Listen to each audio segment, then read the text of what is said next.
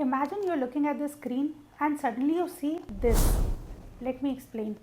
Imagine yourself going to a cricket stadium और आप pitch के ऊपर फोकस कर रहे हैं बट सडनली आपको साइड के फील्डर्स देखना बंद हो जाएं. Dangerous right?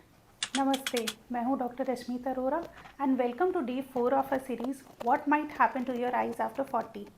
Today we are talking about a very dangerous disease. It is called glaucoma या कॉमन लैंग्वेज में जिसे हम काला पानी भी कहते हैं. तो काला पानी होता क्या है? जैसे हमारे शरीर में ब्लड प्रेशर होता है वैसे ही हमारी आँख का एक प्रेशर होता है जिसे हम IOP या इंट्राऑक्यूलर प्रेशर बोलते हैं. ये प्रेशर 11 से 21 की रेंज में नॉर्मल माना जाता है. अब होता क्या है, ये प्रेशर बढ़ने की वजह से जो हमारी पीछे की नस है वो नस पे दबाव पड़ता है और वो नस सूखने लगती है.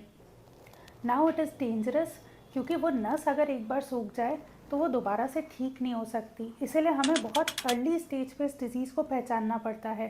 बट द प्रॉब्लम है कि अर्ली स्टेज के डिज़ीज़ में कोई सिम्टम ही नहीं होता.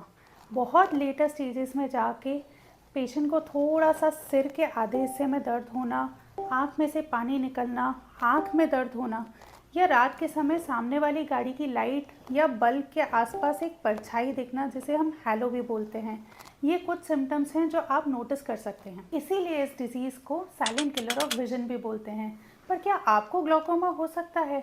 Late me tell you the risk factors.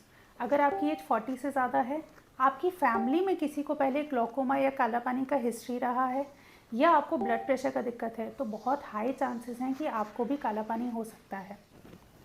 तो अगर आपको ग्लूकोमा डायग्नोस हुआ है तो आपको कुछ ड्रॉप्स प्रिस्क्राइब किए होंगे. वो ड्रॉप्स को आपको बहुत रेगुलरली डालना होता है. जैसे ब्लड प्रेशर की मेडिसिन आप टाइम नोट करके डालते हैं वैसे ही इस ड्रॉप के लिए आप अलार्म लगा लीजिए. जैसा मैंने बताया है कि इसमें कोई सिम्टम नहीं आता. हो सकता है इन ड्रॉप्स को डालने के बाद आपको कुछ रिलीफ भी नहीं लगे but they are very necessary to protect your nerve. जब पेशेंट का मेडिकली अगर हम नहीं कंट्रोल कर पाते then we go to laser and surgical therapy for glaucoma. तो हर 3 महीने में अपनी आइज़ का प्रेशर ज़रूर चेक कराएं.